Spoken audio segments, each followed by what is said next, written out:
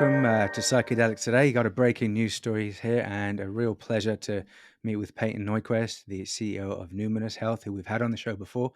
How you doing, Numinus? How you doing, Payton? I'm doing well, thanks. How are you? Yeah, doing really good. Great to see you again. So, yeah, we've been hearing some breaking news that we're really honoured to be able to share with our audience. If you'd like to just tell us a little bit about, yeah, what's been happening recently around the news that's coming out today. Yeah, so as sort of alluded to today, we're very excited to announce the acquisition of Novamind, and I think for us, it's been a really exciting opportunity to not only expand what we've been doing in Canada into the US, but really a lot of cross-border learning as well. Novamind, really has been best in class, we think, from not only ketamine-assisted psychotherapy, but the way that they've integrated just mental health practices, which is very much in line with what we've been offering up in Canada. And then on the clinical research side, I would say you can sort of think of us now as sort of the hub to the wheel almost we're now working with MAPS, USONA, Compass, MindMed, a number of academic institutions, and all in real world settings now. So, you're really sort of, this is our opportunity to really put sort of the service model together on how things should go, or how things could potentially go going forward with psychedelic assisted psychotherapy. And it's very exciting. It really is. Yeah, I had no idea. So you did a great job of keeping this under wraps and having some, I imagine, were pretty, detailed, complicated conversations to figure out the fine print on this. So, what Yeah. could you talk us through a little bit, going back to when this conversation started, and kind of real the value points here that were identified, and how to then, execute on that. Yeah. Obviously the space has been in a period of consolidation, and a necessary one, I think. And for us, we've been fortunate enough to raise a significant amount of capital. And so that puts us in a advantageous position at the moment to look at, how do we really scale in a very intentional way that is continuing to be sustainable as well. I think the thing to really point out with the Novamind group as well is just their track record of putting together a sustainable business model that's generating good revenue, has good margins, and doesn't need financing. And what's exciting for this is really like from even a cash consolidation standpoint. This doesn't tack on really any additional burn rate or anything like that, because we already take over a lot of the corporate overhead. So it's just an opportunity to really grow the platform. And from a due diligence standpoint, as I've sort of alluded to, our the importance around intentionality for us is always paramount, and much more than just moving fast for the sake of moving fast. And so it was really a very deep dive into the clinical protocols, the research protocols that they've got. And we were just so pleasantly surprised almost every day, by just continuing to uncover more and more synergies and opportunities.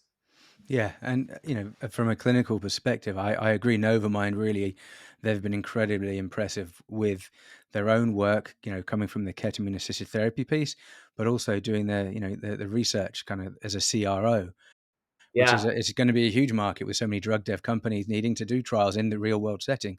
So that itself is massive. And how many clinics does Novamind have at the moment, and how many at the moment do Numinous have?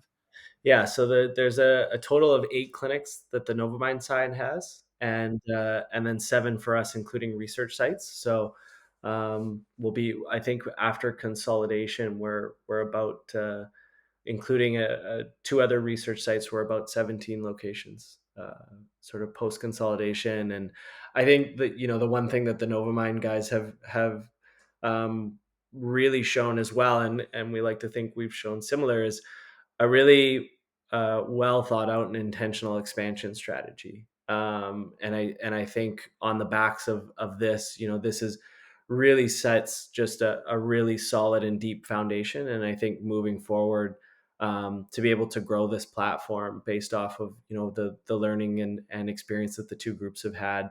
I don't think it's a case of a sort of 1 + 1 = 2 sort of thing. I think this is an exponential acquisition. So Yeah, I think there's a great complement between you, and both organizations, primarily mental health or behavioral health, rather than a yep. boutique ketamine clinic. If would you say that's honest?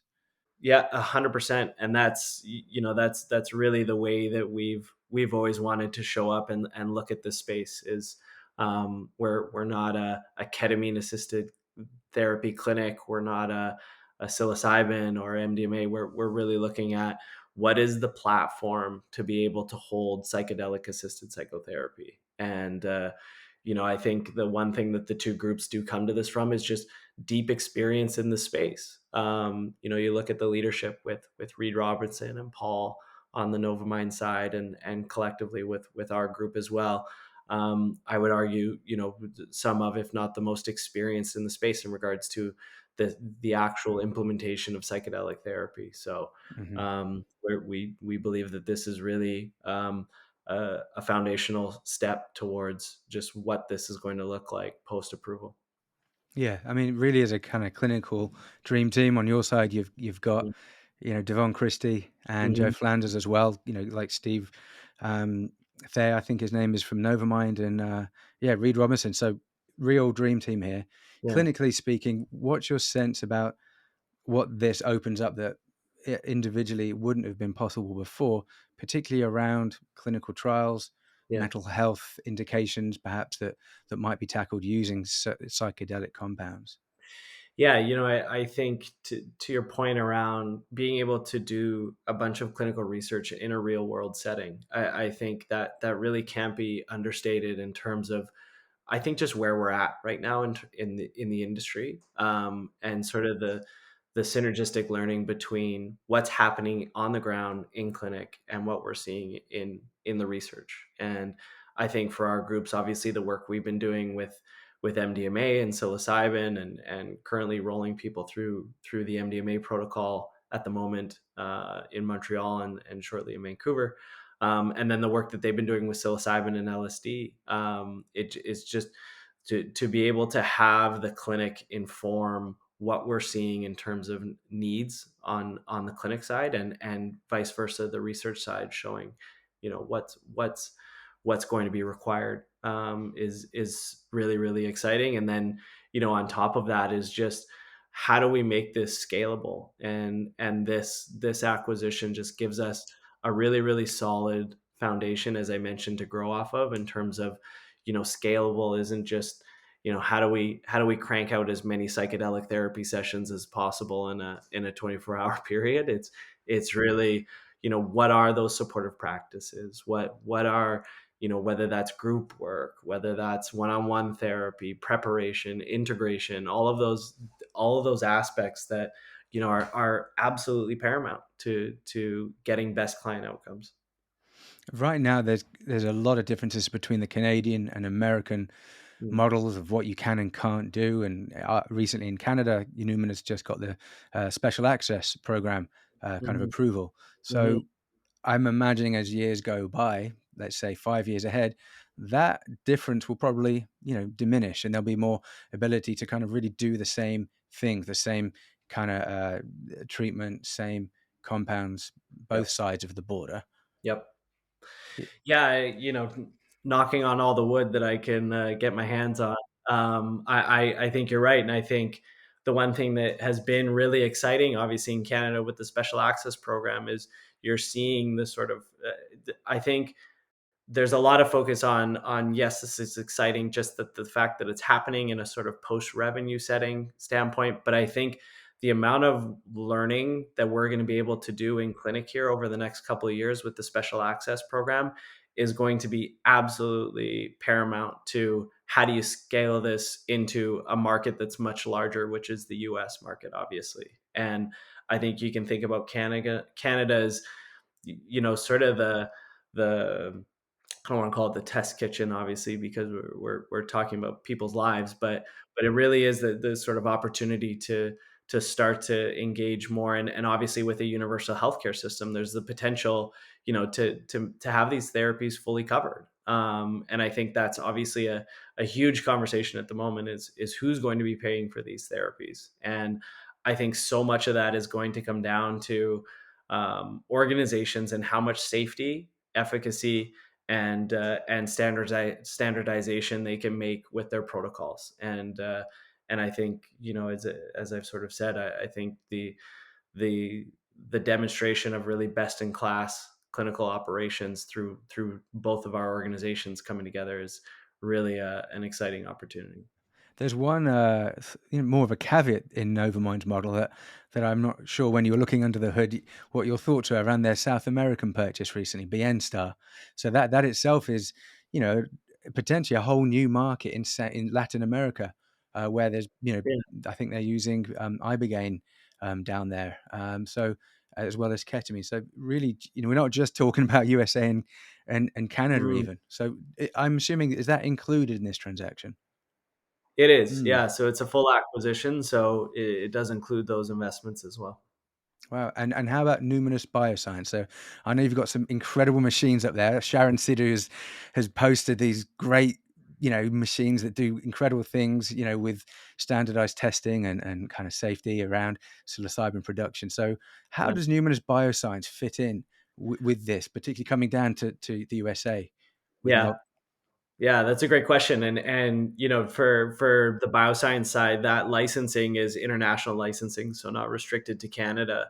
And I think, as you mentioned, Novamind's experience with contract research and clinical research really, it gives us a leveling up of Numinous Bioscience as well. And we're looking forward to bringing on some of their research expertise to start to look at, obviously the extraction that we have, being able to leverage that a lot more, and getting that into more research. And then as things continue to evolve as well, that licensing being able to potentially do some cross border activity with the extraction, and looking at different research opportunities that are flowing through the Novamind side historically. Hmm. And a slightly different question, Payton. If you could speak more personally about being the CEO of this transaction and also Mm, being, a man that has, a deep, powerful relationship with plant medicine, mm. how do you see your role as the steward and guardian of this healing potential right now, for our society?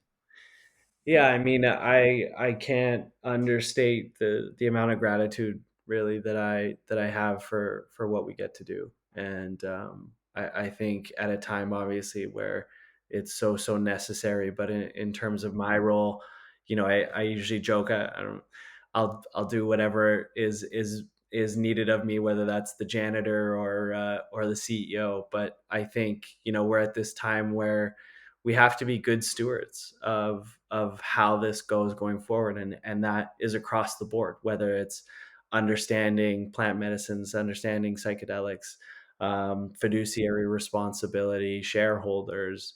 um, but I think the one thing at Numinous that we've never ever lost sight of, and we never will, is the intention in terms of why we're here, and to create a platform that is scalable, sustainable, and drives accessibility to all mental health healing that we can support. But really with an emphasis on psychedelic assisted therapy, and again, just really really grateful to be able to do what we're doing. And really looking forward. I guess I'll have to brush off my passport a little bit more than I have before. I'll be spending some time down in the U.S., but really, excited to be able to cross the border and move into the U.S. in a really really meaningful way. We looked at, I can't even tell you how many potential acquisitions, and this for sure is the best fit for us for making a meaningful entry into the U.S. market. Yeah, I mean, there are other ketamine clinics that are simply that, ketamine clinics, Yeah. and there are some that might have 10 or 15 clinics, but none really do what Novamind does and doesn't have that kind of the prestige, I'd say. And one piece about accessibility pain in America is insurance reimbursement. Yep. And something that Novamind's done that hardly anyone has been able to crack is Yeah. that nut of having it in network and reimbursed by insurance. So Yeah. can you talk a wee bit about what Novamind have done for anyone that doesn't know, and perhaps how that fits into your vision for the American model? Yeah, absolutely. If you look at just what they've done historically today, and getting third party insurance coverage for ketamine assisted psychotherapy, and I think, to really also keep in mind, there's so many different sort of administrations of ketamine now, and I think there's obviously a lot of argument as to what's effective, what's not effective. For the amount of time Novamind has spent really perfecting, a number of different ketamine offerings, and now to have that recognized by insurance providers, and actually getting insurance coverage, I think the part of that that can't be underscored either is as we move forward with MDMA and psilocybin, the fact that those relationships are already forged and there's a lot of comfort there and support, really goes a very, very long way as we move into other psychedelic compounds as well. Hmm.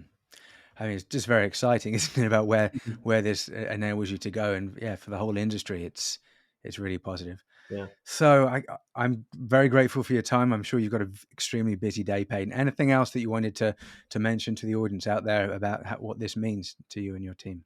Yeah, I think, as I mentioned, just reiterating,